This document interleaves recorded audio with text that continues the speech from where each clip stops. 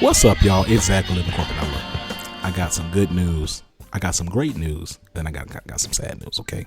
So if you didn't know, Living Corporate has been partnering with Accenture to present to y'all a leadership series, okay? These are the most experienced North American black and brown managing directors, okay? This is what I'm saying. If you look at North America for Accenture and you were to say, where are all the executive leaders who are black and brown? And like, who's the most senior in that group? And what are their stories? Living Corporate would be able to say, oh, you mean these people right here? We got them. So that's the good news. That's the great news. The sad news is this is the last entry for now of this leadership series. Okay.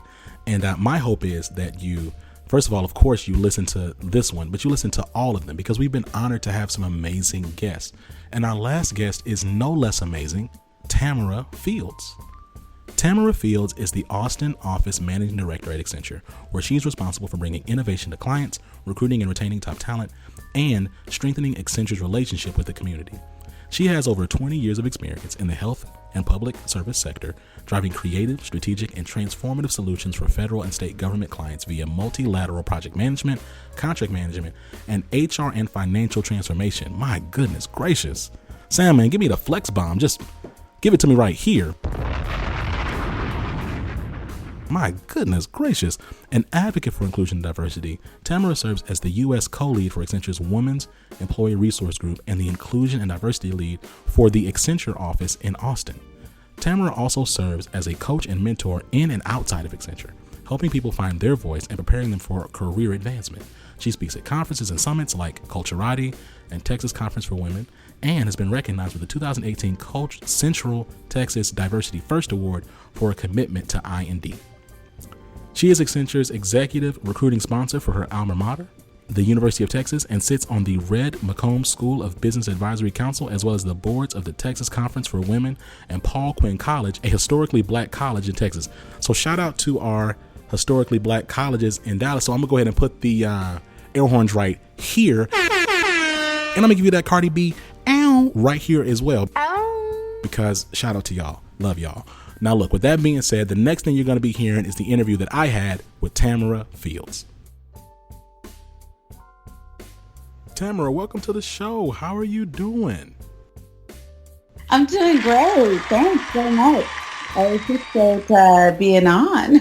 Oh yeah, no problem. Look, now, for those of us who don't know you, would you mind sharing a little bit about yourself? Of course. I'm just a Texas girl born and raised in Austin, Texas, which I feel like is a unicorn. How Austin has grown. But yeah, I'm from Austin, Texas, and I currently work for Accenture. I am our Austin office managing director, so I'm responsible for our Austin office, and I'm also a key executive and managing director in our health and public service practice. And so that means I spend quite a lot of work working with nonprofits and higher education and with states.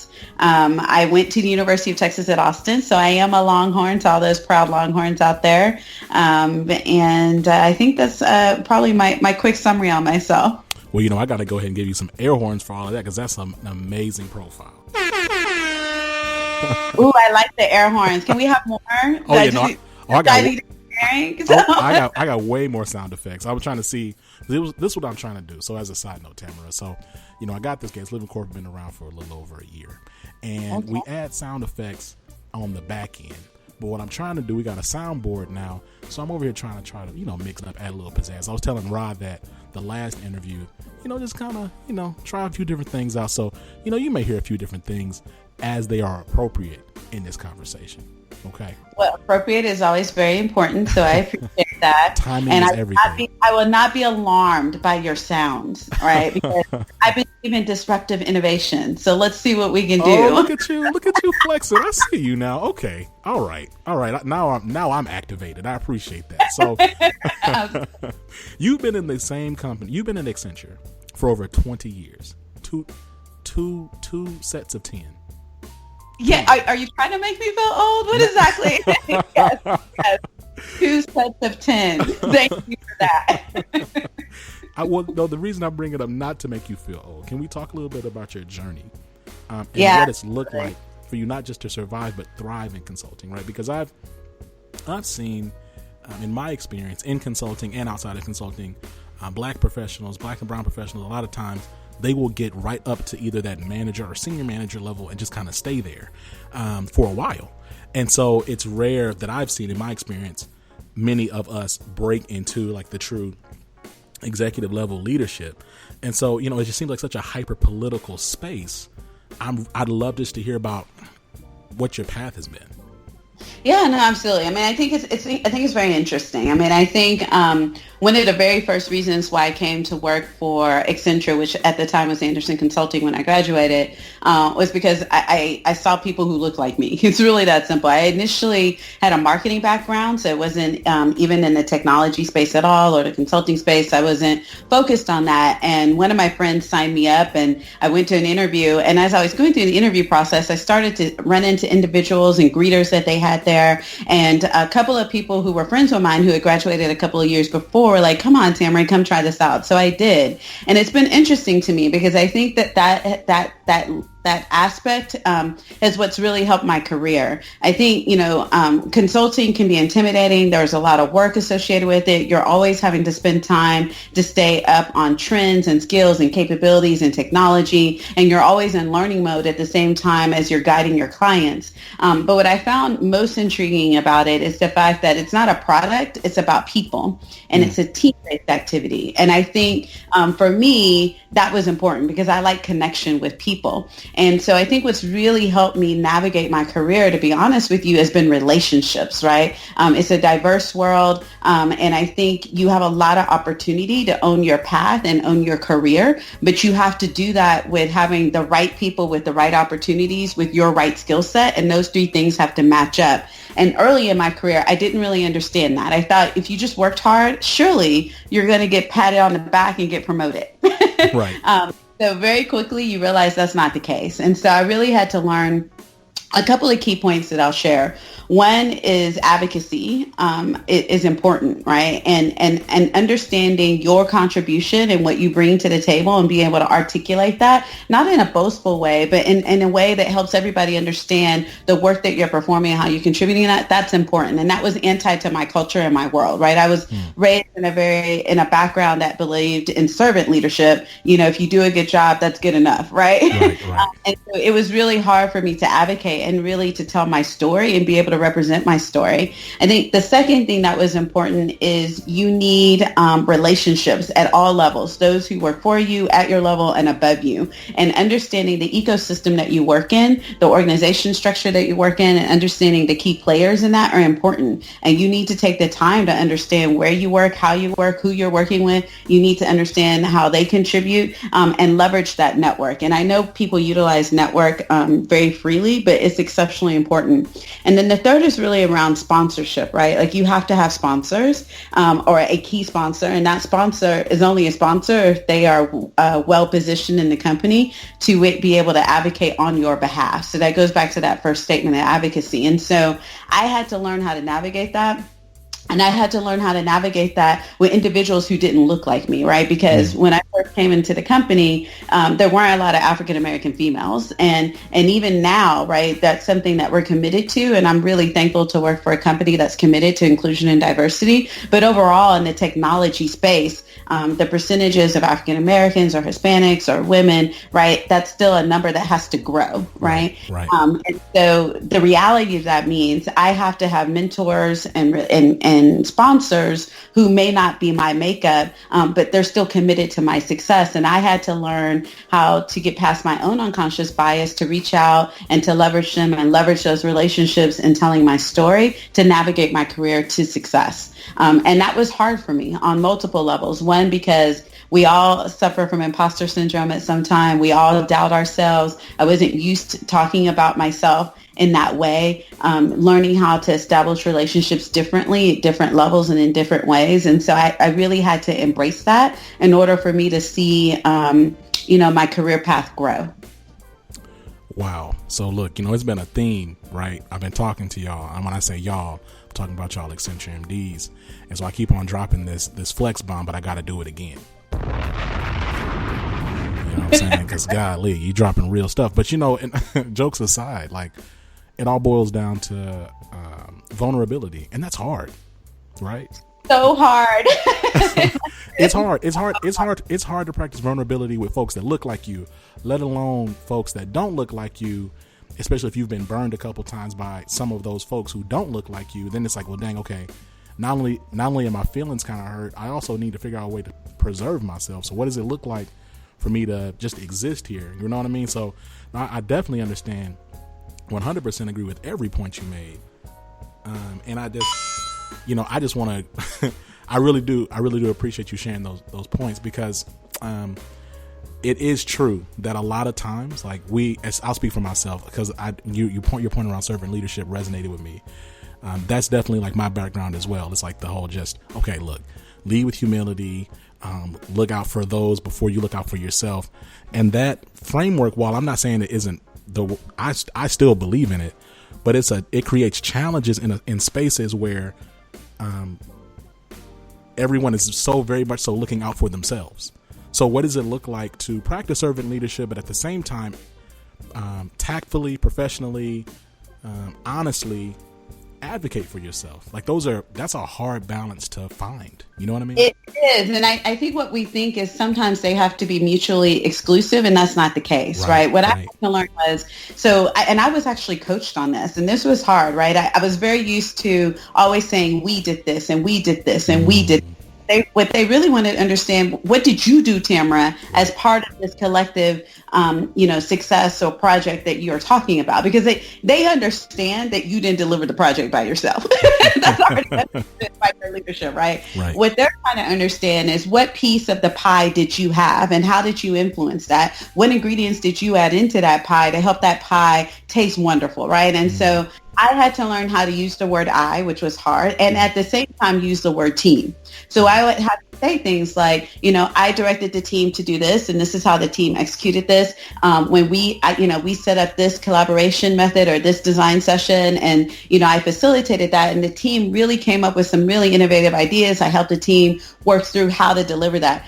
I delivered these pieces of the effort, and I owned this client relationship, and I helped the client interact with these team members in this way. But it was really about making sure that we clarified how I personally contribute, and then at the same time also talk to the team objectives, so you can do both. And I think that's where people miss, right? It's not to negate what the team does, but that team is working for you. They're helping you be high performing. Absolutely give them credit for that. And you need to definitely talk about that, but you're a part of that team. You're directing that team. You're providing leadership to that team. Those aspects of what you're doing shouldn't be ignored. And you can share that and still share in that team success, because your success is the team success and vice versa. And so recognizing that fact, I think, was key in my ability to start understanding how to speak to how I contributed and how the team contributed and how we did it together. Amen. Come on now. You know what? And something else can we talk about for a second is, because you talked about using the word I and like what it is you did. Can we talk a little bit about, in terms of looking to progress and thrive in these corporate spaces as a leader, as a person of color, let me be more specific, because side note, and we're going to get to this later in the questions. Tamara, does it ever annoy you when people use like the term person of color like as a catch-all, as opposed to being more explicit and saying like black and brown? It's okay. I'm just curious. That doesn't bother me so much. I just think that what probably bothers me even more than that is I think that people should not be afraid to use terms, right? I am an African American, and if you're concerned about what to ask, then ask me what my preferred term is, there we go. And I'll share it. Right, because I think it's important to put out. It's just in the same way that when people say, I don't see color, I don't understand what that means, right? Because the reality is I am a person of color. I am an African American. I am a woman, and I don't want to ignore these facts. They bring uniqueness to my personality, being a female, being African American, being a Texan, being a UT grad. They're all just aspects and characteristics that I bring to the table that I think is unique, and that's what brings that innovation to the conversation. So you don't need to ignore it. And a lot of times, if I'm presenting at an I&D conference or any type of meeting, I will say that just right off the bat. Because sometimes you just need to take out the concern, the tension, the fear around these conversation points. I think it goes back to being authentic. Early in my career, it was hard for me to fully embrace some of these topics courageously, right? And I had to come to my own place of, this is who I am at 100%. Yeah. And I got to represent me. And if I'm going to be an authentic leader, and I really think when I made that shift is when I actually started to see a lot more success a lot faster in my career, because I fully embraced who I was. And that doesn't mean everybody has to like it, but they need to respect it, right? Yes. And understand what I bring to the table. And so I think it's really about the fact that you need to know who you are, fully accept who you are, bring that fully all in from an authentic point of view, and you're going to have success when you do that. I love it. So I paused and asked you a side question before I got to my real question. So my real question is, can we talk a little bit about, as a leader, why it's important to make sure you're doing the right kind of work? And I share that because for me, I'm a newer manager. I've been a manager like maybe 2 years or so. I think it's like my second year just being a manager. I was coming from another firm. Now I'm at a new firm as a manager, and coming into this new firm, I got the feedback that, like, look, Zach, as a manager, as a leader, your job is not to, quote unquote, get things done. Your job is to actually lead the team. And so I know for me, I think just the way that maybe just my background, how I've been coached, I felt like there's always been a pressure to prove myself, to show that I'm actually doing something, as opposed to what does it look like to actually facilitate the team and drive results through the team that I'm leading. Can you talk a little bit about, like, your journey in pivoting from being like a person who just got a lot of tasks done very well to really influencing and driving results for a group of people? Yeah, absolutely. I mean, I think I've had two major, what I would call crossroad points where that occurred, right? So just like you, when you make that point from consultant to manager, you're that, and those are terms we utilize in my Accenture consulting world. It's that difference of you're part of the team and you're doing the work, to you need to direct what the work and strategic vision needs to be, and you need to own that and direct the team and manage that and manage the deadlines, the deliverables, et cetera. And I think really what that is about is understanding that you can't do all things, and you need to prioritize your time and be effective. And it's hard for you to provide proper oversight to the team and manage the quality deliverables that you're generating if you don't do that. What really helped me is, we have various trainings, right? And we talk about what it really means. What are the expectations of a manager versus a team member, right? And I think that a lot of times we get these promotions, we don't always spend the time to understand what are the requirements and the new expectations for that new role. And so the first thing I would tell people is you need to just be straight up with your boss. Help me understand what you expect. Yeah. What do you expect me to do? And when you start to write that down, then you got to think about how you're going to deliver that. And if you start to deliver that and you're at 80 hours a week, then you know somewhere there's a problem. No, you're absolutely right. It's that practical at times, right? The other thing I would say is I believe in this mentorship concept and having people above you who can see how you're working and what you're doing, because sometimes we don't see. And you need to constantly be getting the 360 feedback, right? I believe in the 30-30, right? 30 days, 30 minutes, right? And you need to ask your leadership, right? Am I operating at the level you expect? Where do you see those changes? What do you want me to do less of and more of, right? And you need to be asking those questions on a regular basis so that you're learning through that. And then you need to observe those above you, what they're doing, how they're doing it, and how they're working, right? It's a natural inflection point that when you switch to leadership, you got to delegate more. You got to trust your team, and you got to be able to balance where you dig in and when you don't. And you need to have the time available to dig in on the real issues and ignore the rest. And you can't do that if you're not at that right level of ownership, oversight, and digging in, right? But if you're always in the weeds, you can never see the, if you're always in the trees, you can never see the forest, right? And so you have to work on that strategic view.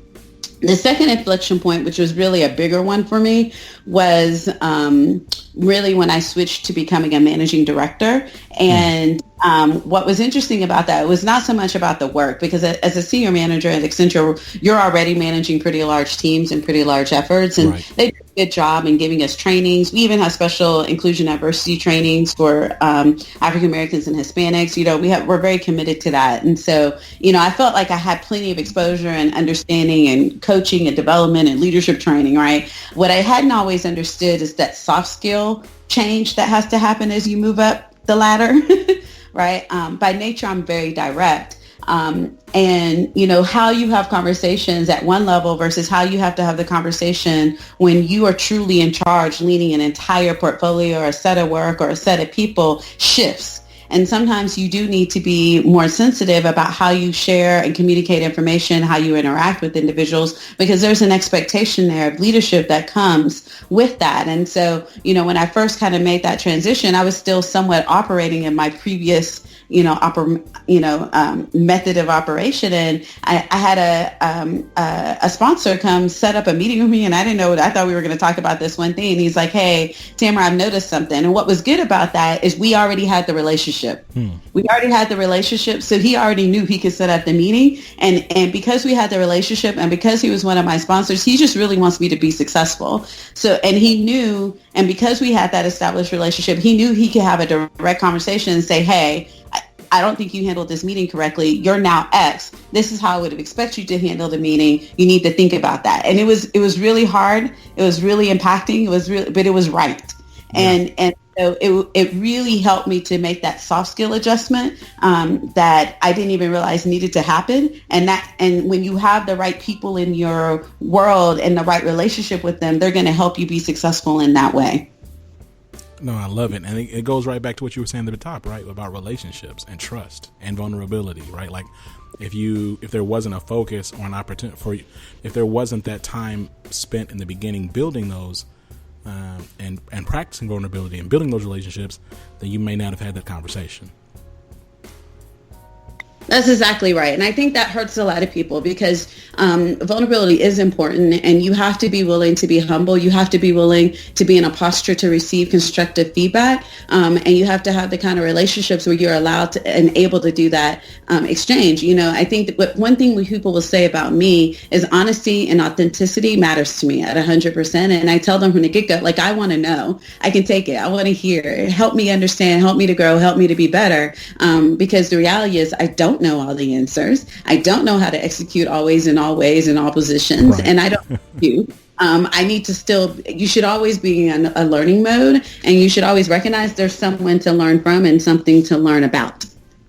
Absolutely. So I think this is actually a really good transition point to my next question. In your Essence magazine feature, you share a bit about how you've made it a part of your role to champion diversity. So, Okay, so now Tamara, so, you don't know me, I don't really know you like that, but I'm gonna tell you, I'm a pretty gregarious person. And as a part of that gregariousness comes an ability to build relationships and have a lot of real talk sessions with Black and brown senior leaders, right? So I've spoken to quite a few of them, and they're nervous about championing diversity because they don't want to be pegged as the Black person whisperer or pigeonholed in a space that is like, okay, a space that is away from business. Absolutely. And so what are your thoughts on that, and how do you combat that perception?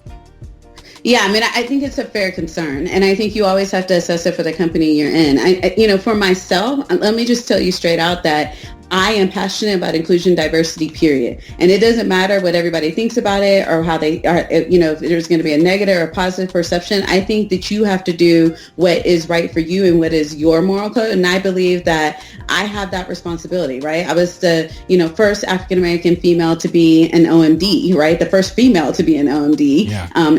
In the Austin office, right? I was one of the first Black females to be promoted in Texas, even into the managing director role. I absolutely have a responsibility to represent and push I&D so that other people can see me. And if I'm not out there, present for them to see, then they may not believe that that's an opportunity in this company. And I want them to know that it is, right? Because if I can get there, so can you. And so I just feel like I feel very passionate about that. However, I'm not blind to that concern, right? And so I think the difference for me is I am in the business, right? I'm still managing a large portion of our business. I have a responsibility for a large, P&L revenue responsibility, profitability responsibility. And I feel like I can do that job and still manage my career success and be committed to inclusion and diversity. Now, I will say that it's easier for me because I work at a company that is committed to I&D, period, right? We were the first company to publish our numbers out there in the market, in our space, and that was a pretty big deal. So we believe in it. We have accountability around it. Right. I have a CEO for North America who is female, who's made a commitment to gender, parity across our industry groups, right? I work in an industry group where we've already hit gender parity in health and public service within the U.S. and that's a big deal. Right. So this is not something they shy away from. It's a part of our responsibilities as managing directors, right? We have accountability for it. And so I feel that. So I feel like I am in a position to champion something that's important to me and at the same time deliver on the business. But I think you got to do both.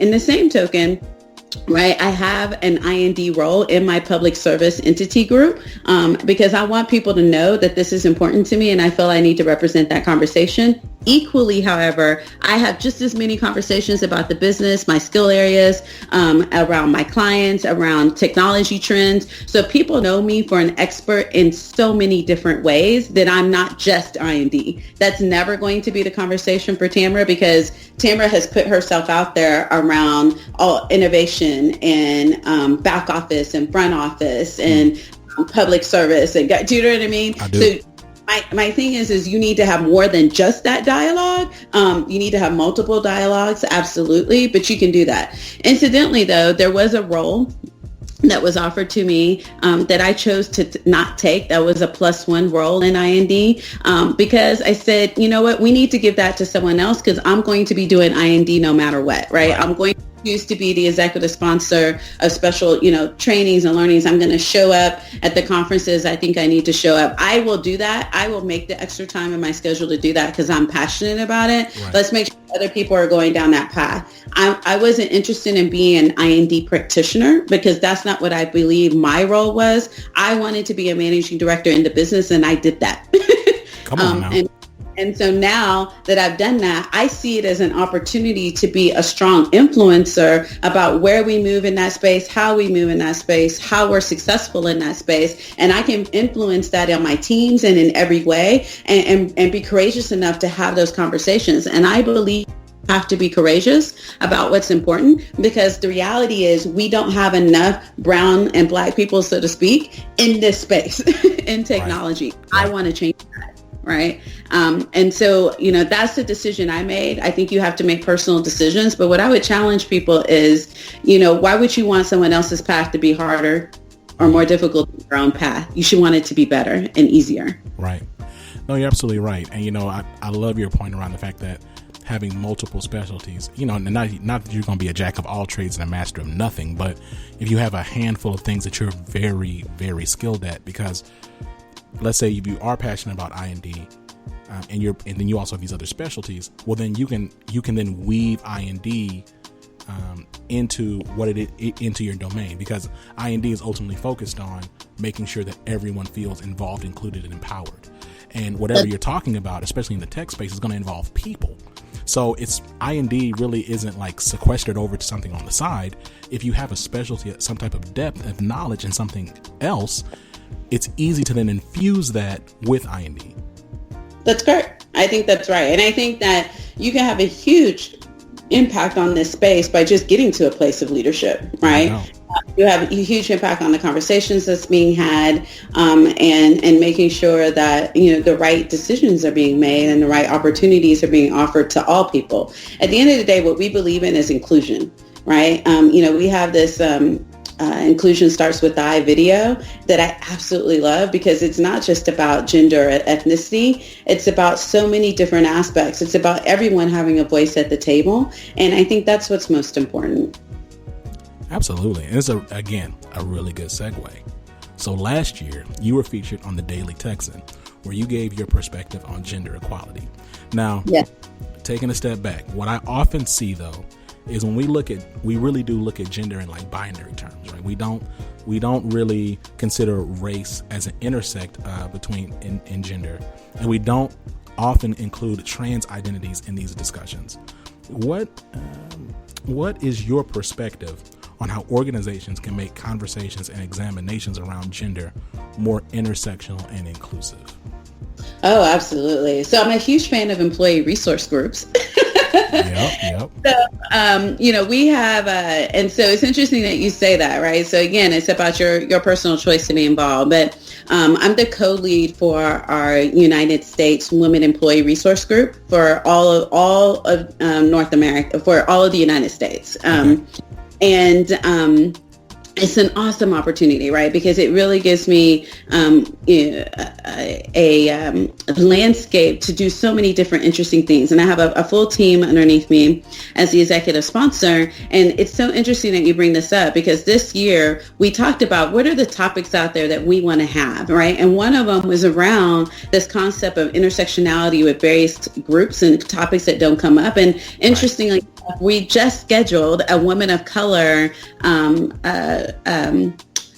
Voices of Leadership call in July, right? And I'm sit down with our North American Inclusion Diversity Lead, and we're going to talk about some of the metrics that we see about women of color in corporate America, and what does that mean, and what does that mean? How do we address some of the gaps that we see in corporate America? What are the key concerns that are impacting them that might be different from other groups, and what can we do about it? How do we help everybody be successful? And so I think it's really about leveraging your employee resource groups to bring the conversation to the table, whether you're doing that through a national kind of Voices of Leadership call, or whether you're doing that individually in your cities, because we're fortunate in that we also have employee resource groups at every city location. And so we have them dial into the sessions. Sometimes they host their own sessions. We do leadership panels around these topics. And we've done them around all of these dimensions that you're talking about. And, we have LGBTQ employee resource groups. We have men's, we have military, we have, and people are really active in them, and they're very important. We do cross-pollination across our employee resource groups with our African-American one and our women one, because we think that's important to have this dialogue and talk about what it means. When, there were some really interesting national scale stories going on last year that were impacting people. And we will do calls on them. And they're voluntary. People don't have to join in. And we can talk about how are people feeling about that? What did it mean to come to work when that news story broke last night? How are you feeling? Right. But we think it's important to have courageous conversations and put that dialogue out there. And we do that through the employee resource groups, so that when you recognize there's legal and HR concerns and you want to do that appropriately, excuse me, but it's the right form, because that's where the people are and that's where the conversation should occur. No, 100%. And to your point around, I believe you're talking about some stories, and you're alluding to death by police of Black people and other stories around this tragedy and loss regarding Black and brown folks in the media.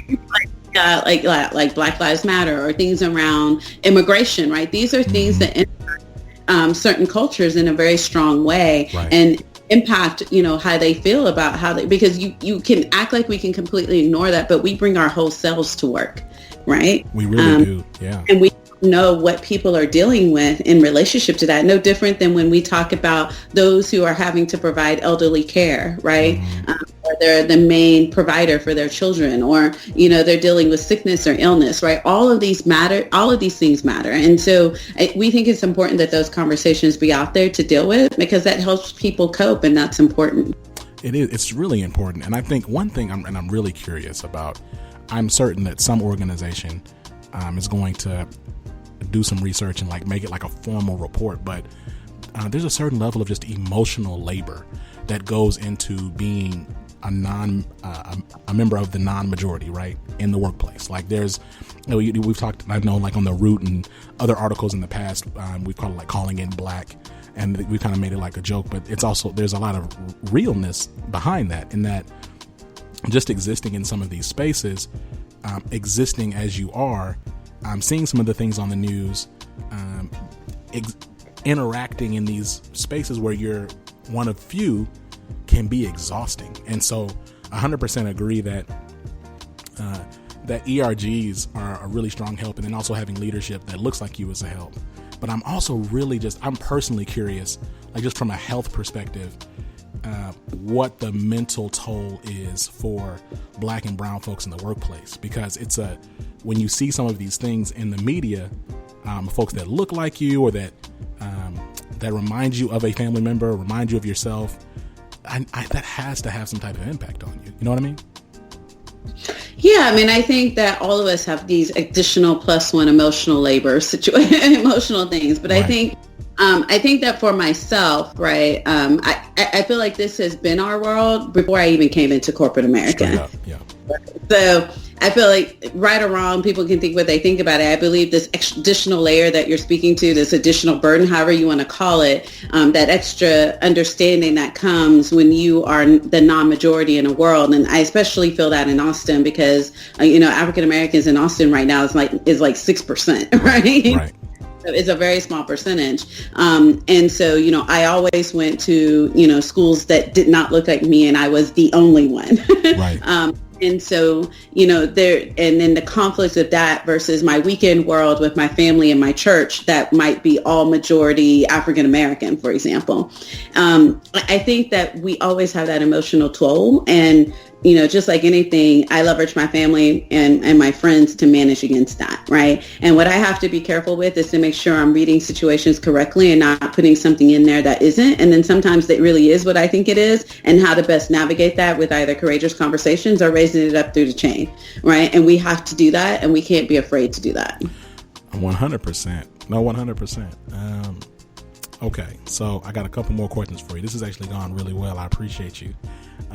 This is one of our longer conversations in this series, and this has been great. A large part of your role involves talent recruitment. Can you share your predictions about what organizations will need to do to attract talent in the next 10 to 15 years? Oh my goodness. Absolutely. I mean, I think for one thing, if they haven't already, they should be spending time. There's a lot of new companies out there that consult around the new generations and what's important to them. So the millennial generation, Generation Z, Generation Y, and what's important to them and how they operate and how they make decisions around company culture. And we've already done a lot of adjustments, and we're still doing that. I mean, we're pretty fortunate in that we're a consulting firm. So it's our nature to disrupt and understand trends for the future, right? We do that with fewer trends and our technology vision. But what we have found, and I've gotten a lot of training around this already, but some of the ideologies, for example, of a millennial generation is very different than a baby boomer generation or even a Generation X. And so people need to spend time in understanding that. So for example, millennials are very civic oriented. Right? The percentage that they give to nonprofits, whether in time or money, is a lot higher, right? Sometimes they're more concerned with short-term versus long-term benefits. So example, in the past, right, if you were talking to a baby boomer generation, you would have spent a lot of time talking about pensions or talking about retirement and profit sharing or matching and all those things. Those same type of conversations don't immediately appeal to millennials. They really want to understand how they're going to be valued, how they're going to move through the organization. They also want to know how the organization is giving back. They want to understand the corporate culture of the organization. And that's new, right? In the past, you didn't really spend so much time talking about corporate culture, culture fit or culture add, right? But these are terminologies that are going to be utilized today. And so, that organization has to spend time figuring out what is their culture and what is the key messaging that they're presenting in that, so that people can make an interpretation on whether or not that's a good fit for them. They're going to want to see that company is moving and changing with the world. I think when we presented as part of a couple of years back, our technology vision that every company was a digital company, people were like, what are you talking about? Right. But the reality is today, I think everybody understands every company. It doesn't matter who you are or what you're doing, from oil and gas to higher education, you're digital. Right? Because people interact today from a digital point of view and in every regard, from payroll to, those who are in the service industry to those who are not. Right. And so you have to have a presence socially. You have to have a presence from a web perspective. You have to have an internal presence for how you communicate, chat with individuals. So every aspect matters. And So companies have to understand that. They're going to have to take a strong perspective on their work schedule and their flex schedules. We have fully embraced truly human at Accenture. And I think that that's important, right? It's important for us to have flex schedules. It's important for us to have paternity leave. It's important that we have, extended long maternity leave considerations. These things matter to the millennial generation, and they ask. They want to know as a company, what are we sponsoring at a national level from a corporate citizen perspective? What are we doing on a local level from a corporate citizenship perspective? They want to understand how you're going to train them and keep them up to date on skills. And so what are you offering around that? So I think like companies today have to be exceptionally dynamic. They're going to have to spend time leveraging profiles. And again, what's going to be a good profile that would fit and learn and do well in their environment. You're already seeing that with artificial intelligence. You're already seeing people trying to leverage AI as a way to do screenings initially on what is the right candidate pool for a company. So they have to adapt digitally, right? Because it's already starting, and that's going to be the path longer term, right? Right. So just in having a really strong, recruitment cycle for where they're pulling in and how it goes through that automated process, the time frame by which people get through the cycle has to be faster because people aren't going to wait. And the market is really demanding right now. Where they're going to concentrate on from a higher institution, what's the type of profile. So, I think today companies really have to be on it. It's really competitive and it's really hard. But my recommendation is they need to spend some time at first just studying who it is they're hiring. The largest work generation today is the millennial generation already, right? And so they need to understand that profile. All right, now companies, y'all hearing Tamara talking to y'all, okay? And we gave this to y'all for free. Y'all gonna be out here trying to get everything. Y'all gonna be out here thinking y'all's company all set up, that y'all got everything going on. Y'all got the latest and greatest, DOS computer. And us millennials, we looking at you like, you need to pay attention. That's all I'm trying to say. Tamara, this has been great. This has been great. My heartfelt thanks goes to you for just being here. Thank you for allowing me to have my voice out there on stuff that I'm really passionate about. I really appreciate that. Oh, no. This is dope. And I know the people, they're going to love this. Before we go, and you've been dropping jewels this entire conversation. Yeah, absolutely. But I want to just give you one more spot to wax poetic if you need to. Any parting words or shout outs? Yeah, what I would tell y'all out there is to be you and fully accept who you are and spend some time knowing who you are. Early in my career, I spent so much time on my insecurities, and I allowed that to direct my actions, my communication, my lack of communication with people. If people didn't invite me to lunch, I just sat there depressed versus being like, hey, do you want to go to lunch with me, right? And a lot of that centered around imposter syndrome and being uncomfortable in the space because it didn't look like me and with people who didn't look like me. When I really embraced who I was, I was proud of who I am and what I represent and really understood what I brought to the table, and then I recognized I can control that dialogue. I can control the stories that are out there about me, and I want to own those stories, and that, fully embrace you, be your authentic self, and bring all of you from your hair to your clothes into the environment, into the story, into the conversation, and do that unapologetically at the same time with a spirit of humility and respect. Tamara, this has been incredible. We consider you a friend of the show. Again, we thank you for your time, and we hope to have you back. I would love to come back. Absolutely. Right. We'll talk soon. Thank you. Peace.